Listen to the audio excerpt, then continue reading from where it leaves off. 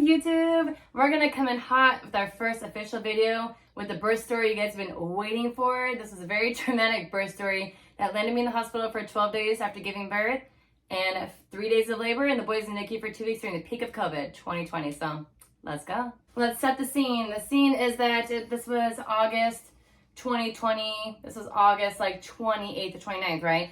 I am 34 weeks pregnant at this point with twin boys, and my water breaks at 5 a.m. on a Friday morning, 5 a.m.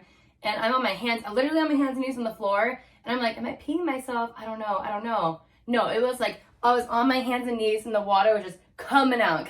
Casey's throwing towels under me, just like trying to catch it. It wasn't working. So I had to put a diaper on.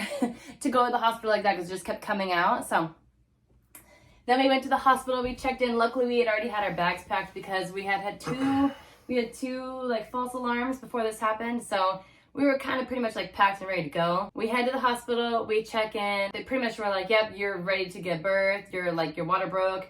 I was only dilated with like a centimeter, right? Like not even a centimeter, but like I was in labor. So like, you're gonna stay with us until you have these babies. Then pretty much we were in that room. Was it a triage room? We were in a triage room for like 8 hours. Like they didn't have any rooms at this point. This is the peak of COVID, by the way, August 2020, where you can't leave the room, you can't wander around the hallways, you can't go back and forth to the car. So we were in the triage room waiting for a room to open up to be settled into. And this was Kaiser and San Diego, by the way. Kaiser Medical Center, the brand new hospital, thank God. It was a very nice hospital. But I was stuck in the triage room for like 8 to 10 hours? Something like that. We were watching Joe Dirt. We were like watching Joe Dirt, whatever.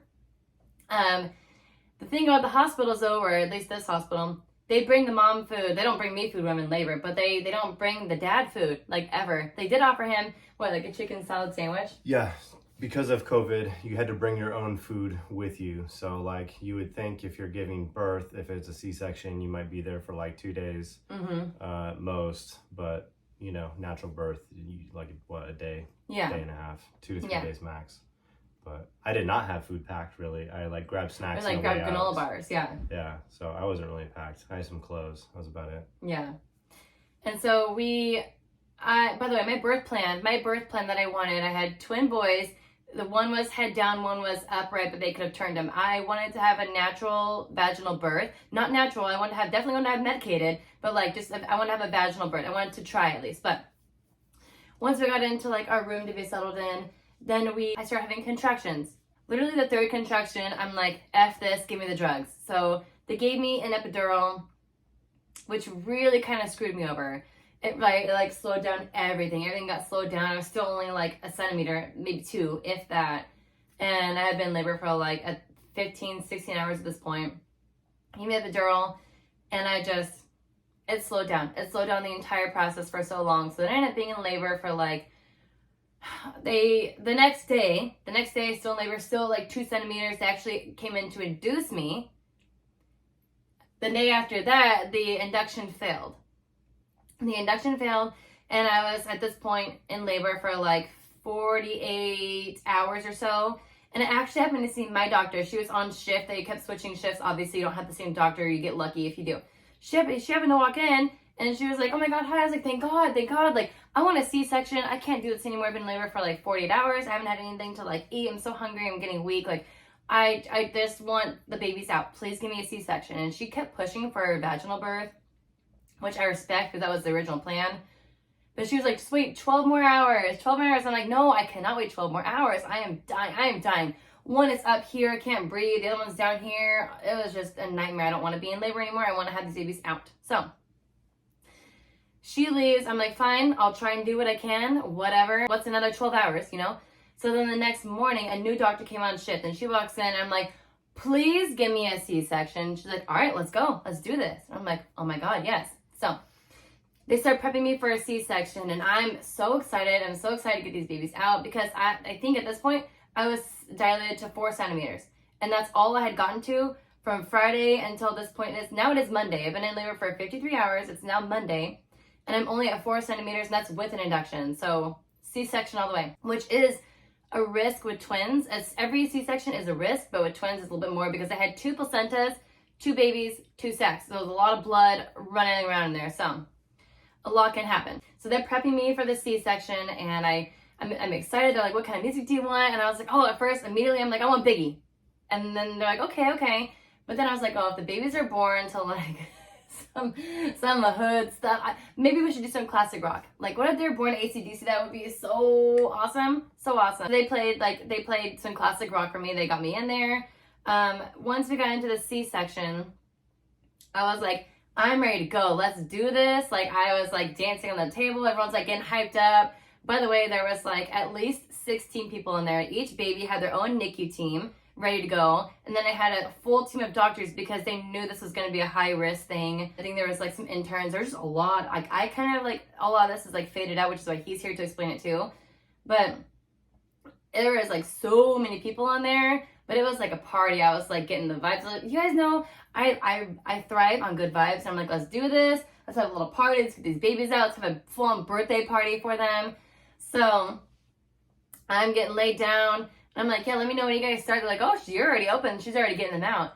So everything's going good until they pull them out. And they're like, when you have a C-section, if you know, you don't feel pain, but you feel the pressure. And like, they're like kind of throwing you around a little bit. And I'm just like, oh, and I'm like throwing up to the side. And it was just not a good time. I was also very hungry.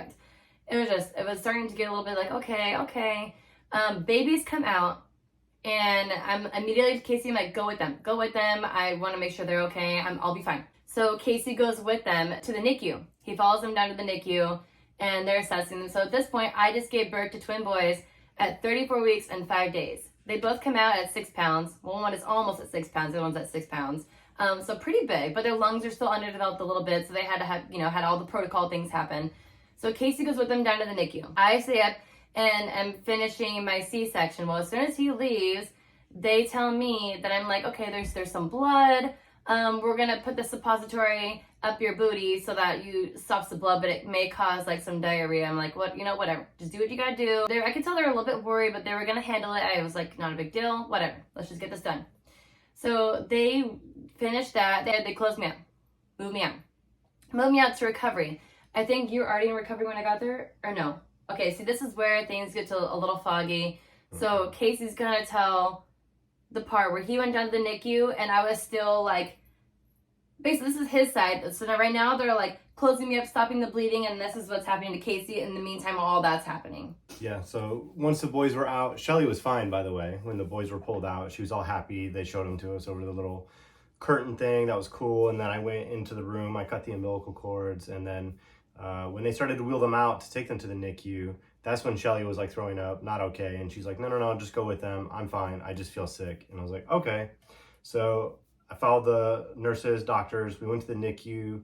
Boys are doing great. They're healthy. They're like, man, these guys are huge for being born early. Their lungs are strong. Like, everything's perfect. I'm like, okay, awesome. And they're just continuing to go through like their series of checks and tests that they have to do. I asked about Shelly. I'm like, hey, so is she done? Is she in recovery yet? And they were like, yeah, she's definitely in recovery. Let me go ahead. We'll make a call and then we'll take you down and you can check in on her too. We got the kids. And I was like, okay, cool. So then I, have them, they're like little phones. I can hear the one-sided phone call conversation. And then I can just hear like, oh, she's not in recovery yet? Oh, okay. Yeah. Nope, I got it. And then he's like, oh yeah, she's just not in recovery. I'm like, yeah, is everything okay? Like I could tell, obviously something wasn't. It's like, no, it's fine. It's totally normal. And then he's like, hey, we gotta fill out some paperwork. Why don't we go fill out some paperwork right now? I'll show you how you're gonna get to the NICU, blah, blah, blah. Okay, cool. So we go to the administrator like desk and I have to sign some paperwork. And dude at the administrator desk references her being in recovery. And I'm like, what are you doing? That's gotta be a mistake. Like he just called, she wasn't in recovery. That's been 5 minutes. And he's like, nope, she's definitely in recovery. And I'm like, okay, well, I would like to make sure everything's okay. Can I go see her? No, you need to sign these papers right now. It's the only time. So after signing a bunch of papers that I wasn't paying attention to, we went and I went to the recovery room where she was in the recovery room. Pretty much it was like her and then one nurse, like everybody else. It was like empty, literally the only patient in like a huge room full of beds. And she was pretty out of it. She had an oxygen mask on that she kept like ripping off her face and was like just mumbling nonsense. And I was just like so cold. I could not stop shaking. I was like, I'm not okay. I'm like shaking, and everyone's like, that's normal, stop shaking. Like I can't, like I literally, I'm like, I could not stop shaking. The oxygen mask was so itchy. I was like throwing it off. Yeah, the nurse is telling me she's got to keep it on. She's okay, everything's fine. Nurse is like coming over, checking, pushing on her stomach, and there's like a lot of blood, like blood clots and stuff coming out. So, like big blood clots, like. Yeah. Right. And like you can tell, like the nurse is like kind of looking. I can kind of see her face. I'm like, okay, something seems weird. She keeps coming back, and now she's like making a phone call and then coming back, and then pretty soon it's to the point where it's like me and this nurse, like trying to, every time she pushes all this blood out, like trying to change her like bedding and stuff because there's like so much blood everywhere.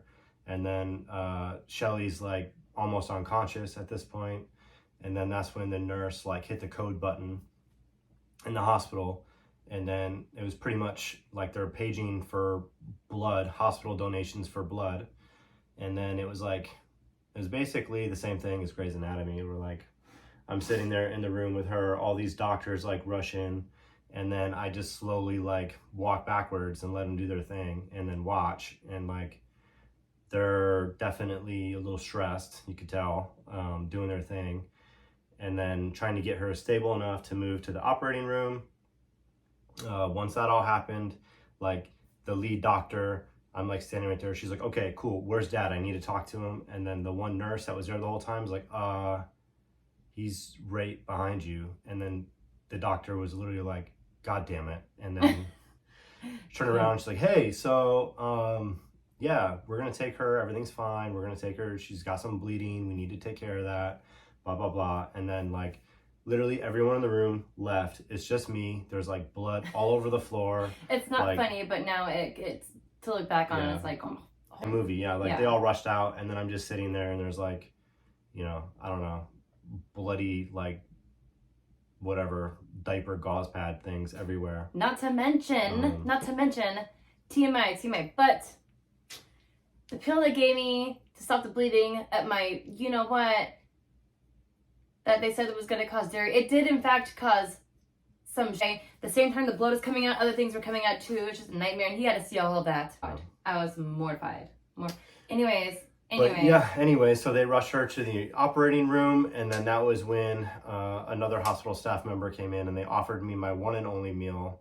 And they were like, hey, we got you lunch. Do you want to eat lunch right now? We got a chicken, what is it called? Like a chicken salad sandwich. Chicken salad sandwich. I'm like, no, I'm good. Can I go see my kids? And then, because I figured that would be the best thing to do, right? Is go spend, I can't do anything with her. So I went back to the NICU. Mind you, when I left, boys are healthy, super strong, everything's cool. I come back, one of them's got a feeding tube in, like wires everywhere. The other one is like in this dome, because he had a hole in his lungs, right? Which is super common. I can't remember what it's called. I'm not a doctor, but anyway, so I was like, oh, the boys aren't as good as we thought.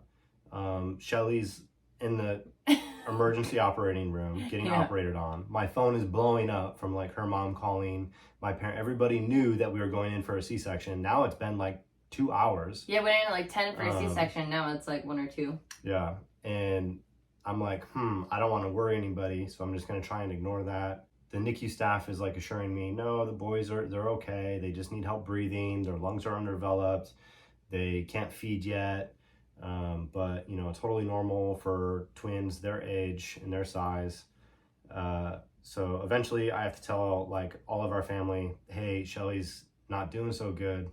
Yeah, and then eventually you got out of the operating room. So from my side, while all that was happening, they're wheeling me back to the OR. And at this point, I am just so lifeless. Obviously, I lost a lot of blood. I am losing like 3 liters.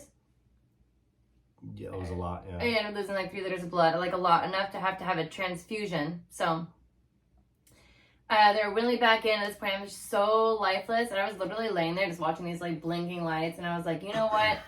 If I die right now, I'm okay with it, because I just delivered 2 baby boys. Casey will take care of them. Family will take care of them. it's okay. The boys are okay, and I like accepted it. Weirdly, it was like the closest I've ever gotten to death, which is kind of dramatic, but like not. So they got me back in there, but I was still ripping off the oxygen mask, so they had to literally strap my arms down like this and like work on me. So they ended up putting like a balloon into my uterus to like stop the bleeding from the inside, and shove a bunch of lap packs up my hoo-ha to stop the bleeding there. And then what else happened? And that's how they stopped it.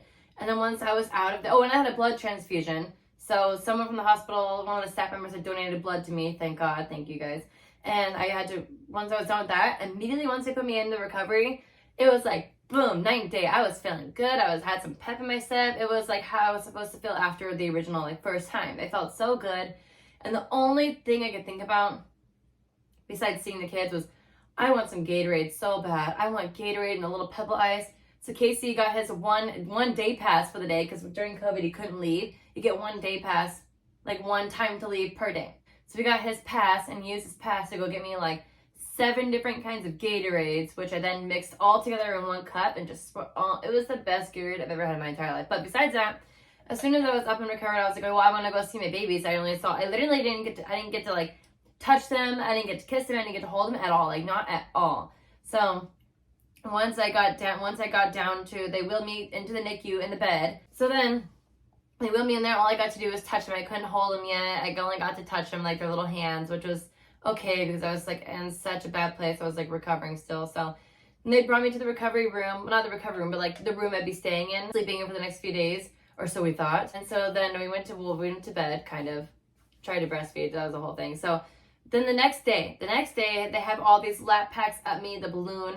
The doctor had to come in. She had to deflate the balloon and pull out these lap packs that were like fully coated in dry blood, and it just hurt so freaking bad. I was literally screaming. I was like, stop. And she's like, I can't stop. I'm like, stop. It hurt so bad. So she pulled those out, got the balloon out. That was okay. And then they had the audacity to tell me, which is probably standard, I get it, to tell me, you cannot go see your babies in the NICU until you can walk. And you know, if you've had a C-section, how hard it is to walk after having a C-section. It hurts every single nerve, every single in your body. It just hurts so bad.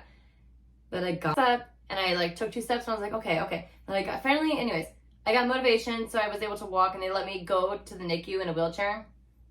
And I got to hold the babies for the first time, which was like the night after I delivered them. So I delivered them on Monday morning. I finally got to hold my babies Tuesday night for like 20 minutes until I just couldn't hold them anymore. All of our wires were like, they were like, all tangled up, and I was just so weak. So that night, then they started having me like trying to like produce milk or whatever, which was such a whole thing.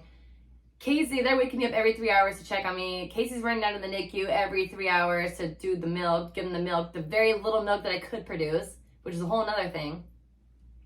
And so Casey would go down to the NICU with the milk, and as soon as he would get there, they'd be like, oh, you're just in time to feed. So he'd get stuck there feeding them, which is a good, it's a good thing, but like, we're just so tired. So you'd feed them, and then by the time you get back up, it's time to deliver milk again. So it's all night back and forth. The next day is the day I was supposed to, I think, technically go home, right?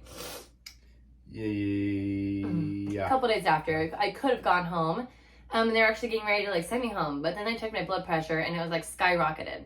Well, the main doctor gave us a choice. She was like, hey, she's like, I think it's safe. We could send you home right now. But because it was COVID, if we left, and the boys are still in the NICU, we wouldn't get to come back. We could see them 1 time a day. Yeah. And she couldn't really even still walk. Mm-hmm. So she was like, if you want, you can stay in the hospital for 1 more night. So we stayed in the hospital for 1 more night. They were getting her discharge paperwork ready, took her blood pressure. Blood pressure was skyrocketed, and then that's when they were like, oh, you have postpartum preeclampsia. Yeah. Postpartum preeclampsia. I had my whole pregnancy was healthy. It was not fun, but it was healthy. And now, after having all this go down during delivery, now I have postpartum preeclampsia. And every day, it's oh my God, just every day I'm like, am I going home? Nope. Gotta stay another day. Add more pills. Still couldn't leave the room. We were having like Uber Eats. All I wanted was Panda Express. We had Panda Express delivered. They would still only feed me. They wouldn't feed him. So I would get my 3 meals. We'd share between the 2 of us. We finally had a system down where we could like get enough food to share between the 2 of us, or order Uber Eats, whatever. Still couldn't leave the room. So then by like day 6 or 7 of being there, I was finally on like 12 different blood pressure pills just to keep it at bay. And I think it was finally like I could almost go home, and then I got an eye infection because I had mascara. My dad wanted to look cute for birth, which is some people do, okay? I had mascara on, and I forgot I had mascara on for like 6 days, and I got an eye infection. So I had to handle that. And then what else happened? We were kind of going back and forth to the NICU. No, that was it. You were there in the hospital for 12 days because of the... Oh, and no. And then I had to have a magnesium drip, right? Remember I had to have a magnesium drip a couple days after the delivery. Magnesium drip for 24 hours. So you couldn't drink, like you had to limit your water intake for 24 hours, but you're just like so thirsty you couldn't even bear it. That was because of the blood pressure. You had to have iron. You were getting iron. I know, but I also had to have magnesium. I had to have a magnesium drip, and then I had to get iron. Hold on. And then I had to get iron infusions too. I had to have 2 of those while I was there. And then what else happened? Finally, on like the day that I was supposed to leave, pretty much everything was okay. And finally, I got discharged after like being there for 12 days. And then we went home. And let me tell you something. There is nothing more heartbreaking than driving home from the hospital after giving birth with no babies in the car. And like we were both just crying the whole way home. It was so sad, but silver lining is that we got to be with the boys almost the entire time there in the NICU. So we were in the hospital for 12 days. They were only there for 14 days. So we went home and had 2 days. We'd go back and forth 1 time a day because that's all they would allow us to do. But we got to see, they only had to be there for 2 more days after we left. So then we went there. We got to visit them. They came home. I was recovering. Then I got a UTI, of course. So that's pretty much the entire story, right? That's pretty much the entire story. And everyone's like, are you going to have more babies? You're going to have more babies? And the answer to that is no. I don't want any more kids. And I love them so much. But honestly, that was so much for me to go through. And then going through the whole newborn stage with twins. Like, I blacked out the entire first year. We both did. It was just so rough. But this story was not to scare anyone. It doesn't happen to everyone. I happened, like, everything that could go wrong, like, went wrong. But there's silver linings and everything. But I finally wanted to just lay it all out there and share one big video. And I thought YouTube would be the perfect way to do it because long story. So, anyways, that's all. Bye.